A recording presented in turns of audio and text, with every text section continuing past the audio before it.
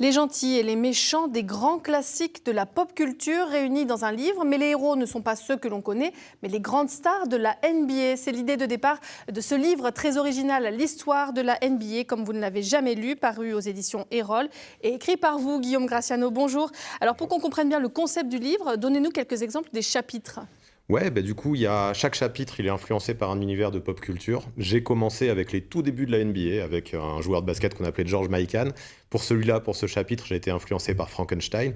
Et puis j'avance, je finis avec Victor Wembanyama, le Français qui joue en ce moment les playoffs en NBA, avec un chapitre pour lequel j'ai été influencé par Édouard aux mains d'argent, tout ça en passant par plein de choses comme Michael Jordan, influencé par Dragon Ball, Sangoku, tout ça. Toute l'histoire de la NBA, mais comme vous ne l'avez jamais lu. Qu'est-ce qui vous a donné cette idée? Qu'est-ce qui vous a plu dans le fait de faire ces parallèles entre la pop culture et la NBA? J'ai toujours été fan de tout ce qui est séries, films, mangas, et bien sûr je suis fan de basket, hein, c'est ma passion depuis tout petit, et c'est quelque chose qui a jamais été fait. Et je me suis dit que c'était un moyen intéressant d'ouvrir la NBA à plus de monde, parce que ça reste une niche, et je me suis dit qu'en liant ça avec des œuvres cinématographiques que tout le monde connaissait, ça donnait une porte d'accès un petit peu plus facile pour tout le monde. Et alors, au début de chaque chapitre, il y a des QR codes. À quoi ils servent? Alors l'idée, c'est que chaque chapitre, vraiment, on puisse rentrer dans l'univers de l'œuvre que j'ai choisie. Donc c'est pour ça qu'il y a mon champ lexical que j'adapte à chaque fois. Mais surtout, avec le QR code, on accède à une playlist qui permet aussi d'avoir un côté auditif et d'être... On est vraiment immergé dans l'univers. Ok. Alors vous êtes Limougeot, vous connaissez plutôt sous le pseudo du 6e homme. C'est le nom de votre chaîne YouTube où vous analysez et décryptez la NBA depuis 2019 maintenant. Qu'est-ce qui vous a donné envie de passer de YouTube à l'écriture? J'ai toujours aimé écrire. À la base, moi, j'écrivais sur un site de basket qui s'appelait Basket Info.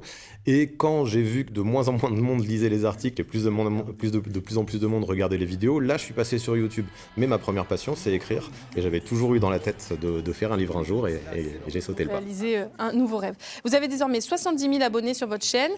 Vous êtes devenu une référence dans la sphère des influenceurs NBA. Est-ce qu'il y a vraiment des passionnés NBA en France? Est-ce que ça intéresse plus que le championnat de France que nous, on suit plutôt ici, forcément sur ce plateau? Alors ouais, comme je disais, ça reste une niche, mais quand même, il y a des vrais fans NBA en France. Il y a plein de communautés sur les réseaux sociaux, notamment sur Twitter. Beaucoup de gens qui sont passionnés. Et à chaque fois qu'il y a des événements, on voit que les gens se bougent. Il y a eu des matchs NBA en France. Et bien sûr, avec l'avènement de Victor Wembanyama en ce moment, il y a de plus en plus de fans. Est-ce que c'est aussi lié à son histoire? Est-ce qu'il y a toujours ce côté clinquant qu'il y a depuis les débuts? Voilà, c'est vraiment un championnat qui fait rêver. Oui, complètement. Depuis la Dream Team de 92, je pense que ça a passé un cap. Et il y a eu des hauts et des bas, mais ça revient bien ces derniers temps. Vous allez régulièrement aux États-Unis? Ouais, j'essaie d'y aller tous les ans, même j'y vais tous les ans, justement pour couvrir des matchs. J'ai la chance d'être accrédité la plupart du temps quand je vais voir les matchs, donc ça me permet d'aller en bord terrain, de faire des interviews et de continuer à accomplir mon rêve. Merci beaucoup Guillaume Graciano. Donc je rappelle le titre de votre livre.